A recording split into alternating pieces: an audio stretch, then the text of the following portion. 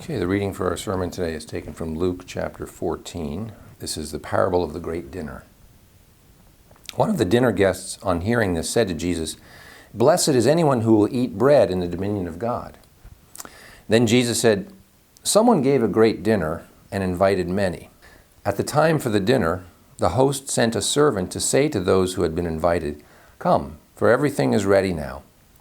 But they all alike began to make excuses. The first said, 'I have bought a piece of land and I must go out and see it. Please accept my regrets.' Another said, 'I have bought 5 yokes of oxen and I am going to try them out. Please accept my regrets.'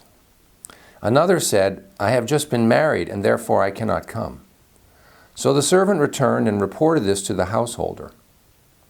Then the owner of the house became angry and said to the servant, 'Go out at once into the streets and lanes of the town, and bring in those who are poor and maimed and blind and lame.' And the servant said, 'What you have ordered has been done, and there is still room.' Then the householder said to the servant, 'Go out into the roads and lanes and compel people to come in, so that my house may be filled. For I tell you, none of those who were invited will taste my dinner.'" Right. There's an epidemic here on our planet, an epidemic of fear.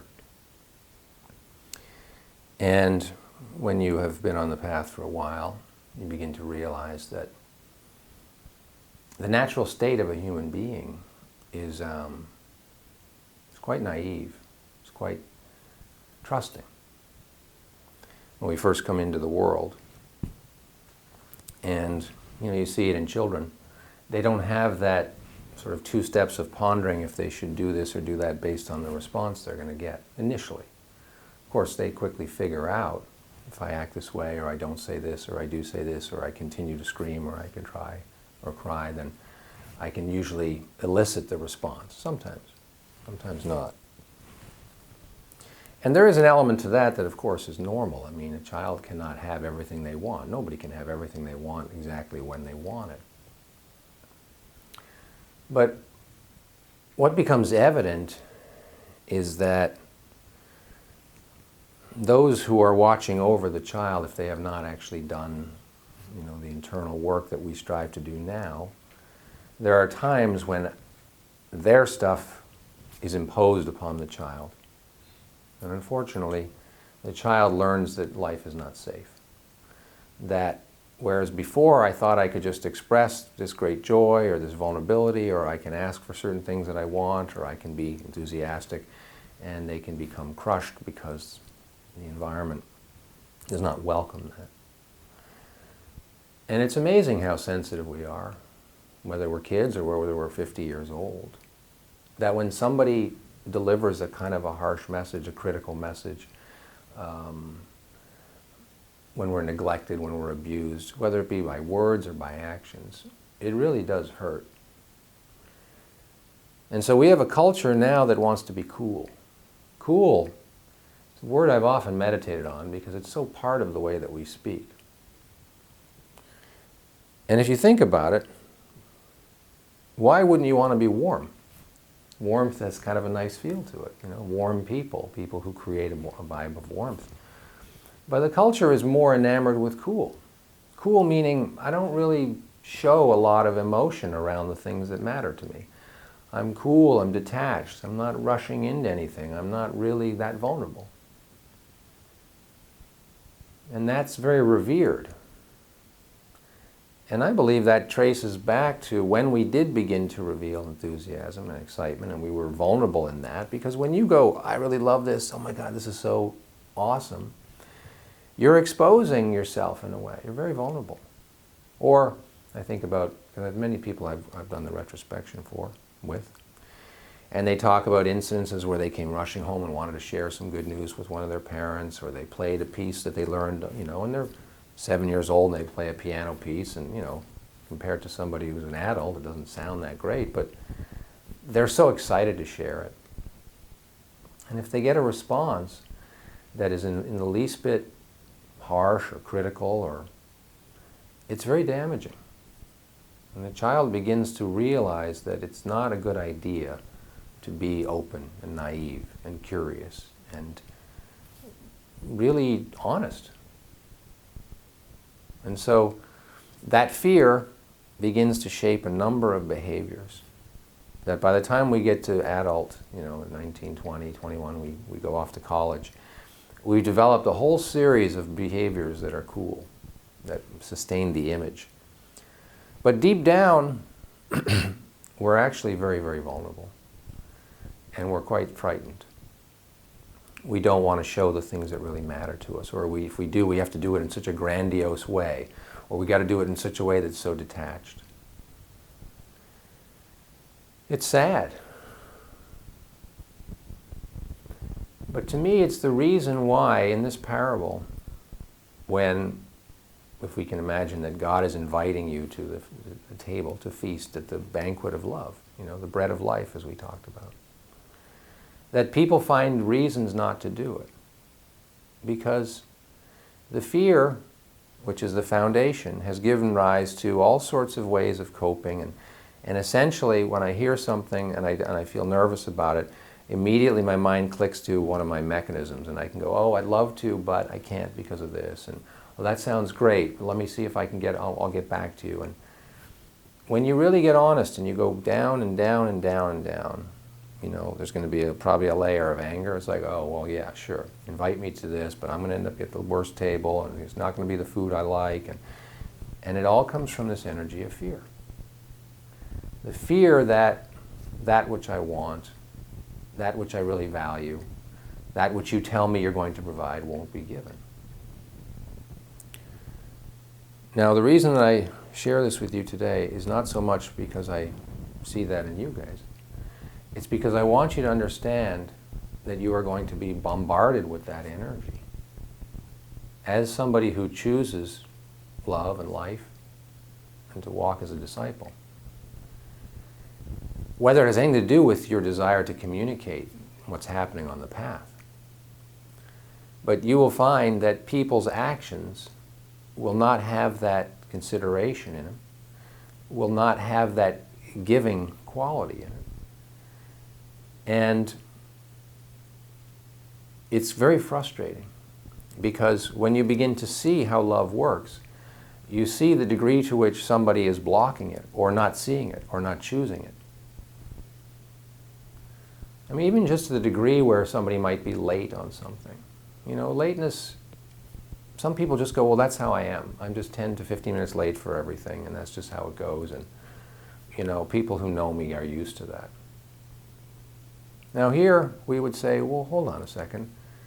You're making people wait an extra 10 to 15 minutes. Or maybe it's a day. I typically get my emails out a day later than people would like. I mean, I don't know what to say. That's just how I am. But the thing is that there isn't the consideration that leads to the impetus to change the behavior. That's the love that's missing, right? The love creates more pressure. It's like, oh, I love this person. I may not hang out with them. They're not a great friend of mine, but I love them enough to go, this matters to them, so I'm going to get it done now. But if you trace back to oh yeah, I remember when I used to think that way, and I did all these things for people, and what did they do? When I needed something from them, they didn't give me anything back, so no, I'm not going to be that person anymore.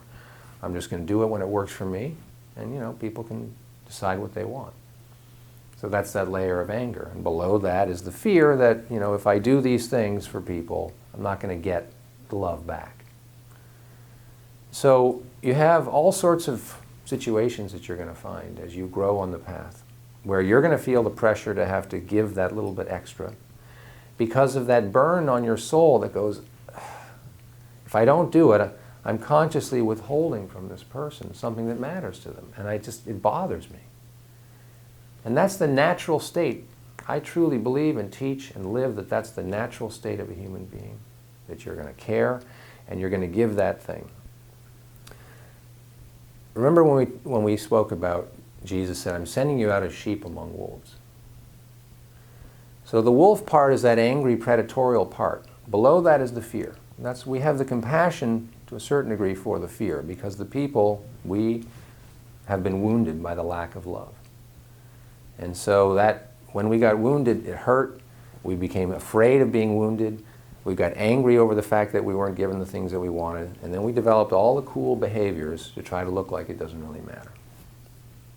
So we're digging through 4 layers before we can get to that vulnerable part of the person who may hear about love and may hear the words that we're trying to speak. So I want you to accept that.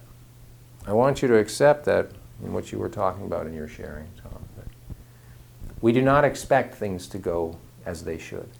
We see how they could go if people were more open and people were more giving and people were more tuned into love. They would give of themselves when it's hard, as we are striving to. And here I'm going to create all this pressure for you to do that, and the more that you do that, to a certain degree, you may find the less that other people do it. And then if you have the, I'm not sure if it's courage or audacity to point it out, depending on the situation, now we've got fireworks that we should probably not have lit, because people don't like when we point out the ways in which they aren't giving. So really, we sort of quietly experience the lack of love on the earth and still choose to be disciples of the Most High, because we want to be working on behalf of the light. Because as I often say, what else are you going to do, right? I mean, somebody's got to do it. And if we can affect 2 or 3 or 5 or 100 people, then we're moving the needle forward. And then we're going to check out a life at some point, and we hope that the Lord says, "Good and faithful servant, come and join your master." I mean, I think it's a good equation. But I really want you to be prepared emotionally that no matter how much inner work you do, when you experience those ways in which people are, in this parable, it's like the Lord is calling them, and they're going like, I got to go check out my land, my regrets, I just got married, I'm kind of busy. It's a way in which people aren't willing to give. They don't hear, they don't see that moment is the moment when they should act, when they should stop everything and give. And why don't they? Because they're inconvenienced. Because they're angry about having to do that. Because they're afraid that if they do, then they won't get back what they want. Because they're wounded over those times when they didn't get the love that they truly needed. Sometimes we can feel compassion for them. I mean, ultimately we feel compassion for the human experience.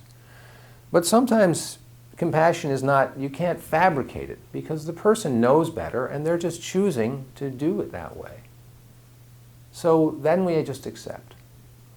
We go, this is the state of the planet, and I have chosen to be a beacon of light, and I'm going to give even if it kills me. And I'm not going to demand that other people give. And this is the beginning of disassembling that angry mechanism. Because the acceptance goes, yes, I feel the anger because the lost opportunity and the extra work on me. And then I go, the extra work on me is my opportunity to give more, and therefore my reward is great in heaven. Before I end the sermon, I just want to share with you the passage that Jesus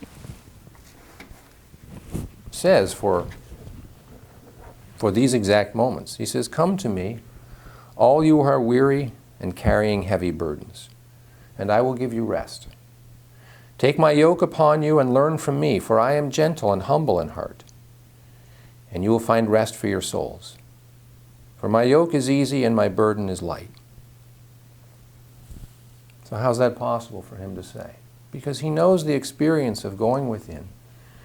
And even if all the people in his life don't see what he's trying to do, and all the people in his life are continually resisting giving, and they can't see why, he says, I am still gentle and humble in heart. And come to me. Go within to that Christ, and you will feel understood, and you will feel received. But just like a player comes to the coach, comes off, and gets some encouragement, and then goes back out, and you got to go back out into the game, and you got to do your best.